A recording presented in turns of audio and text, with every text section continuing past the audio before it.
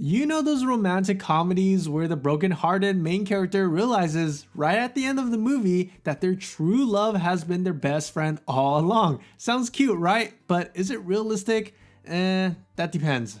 In theory, falling in love with your best friend sounds like the ideal situation. You are best friends already, which means you get along with one another. While this is true and great, it also means that you have a very special friendship in your hands. Falling in love with that person puts your friendship at risk, and there's no guarantee that it'll turn out like the fairy tale rom-coms. And I know you probably want to confess to them, so before you make any big moves, here's 6 steps you could possibly do when you fall in love with your best friend. Step 1. Write a pros and cons list. For this first step, you'll want to list the benefits and disadvantages of dating your best friend. This will truly separate your platonic feelings from your romantic ones. What positive qualities would your best friend have that would be helpful in a relationship? Now, on the flip side, you also know your best friend's worst aspects. So under cons, what would be the downers or negative things they would bring to the table as a boyfriend or girlfriend?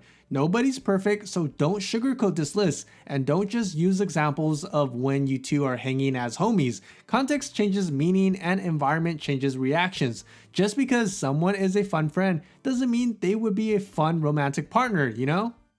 Step 2. Talk it out with a mutual friend. Someone who knows the both of you would be able to see the situation a bit more clearer than you can. You know, since you're hiding behind your in-love rose-colored glasses, tell this mutual friend how you're feeling, but make sure they keep your secret to themselves. Once they share their thoughts, actually consider what they say. They might have a better idea of the two of you, but do be careful of one of those mutual friends who also like your best friend. They can surely try to sabotage your relationship too. I've seen it happen. That is the friend you don't want to listen to. Step 3. Consider their current status. Before you start daydreaming about riding off into the sunset with your BFF, you've got to know, are they interested in dating right now? Are they even single? Maybe they're already into someone else, or maybe they don't want to get into a relationship right now because they're too busy. Evaluate what you know about their current romantic status, and keep it in mind. Friends don't pressure each other to change their boundaries, so no matter where your friend is at, you've got to respect their current status. But if you have a good feeling about their current status and it's positive, it's time to move on to the next step. Step 4. Weigh your options. When you are in love with your best friend, there are really only 3 possible outcomes. You both either date, stay friends, or never speak to each other again. Rough extremes, aren't they? Hey, I don't make the rules. The biggest question to ask yourself is it worth potentially losing your best friend over this? If you think yes, you absolutely can't hide your feelings any longer and they'll never go away, then you have to tell them how you feel. If you say no, then you probably aren't watching this video. And for those of you who are going to answer with a maybe, which is like 99% of you, then I would just say go for it. You're already on the fence, I'm just giving you a little push, and if you tell me you did it, I'll even heart your comments. Step 5. Ask them on a date and see how they react. If you've gotten through the other points and still feel confident about trying to take the next step with your best friend, you have reached the bold number 5. Ask your friend to hang out somewhere that is more romantic than the usual spot.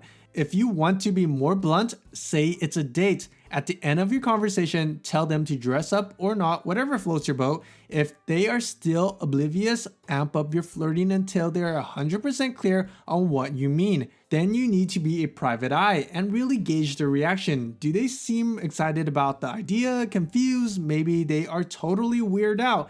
Their reaction will probably coincide with how they feel about you romantically, so pay close attention.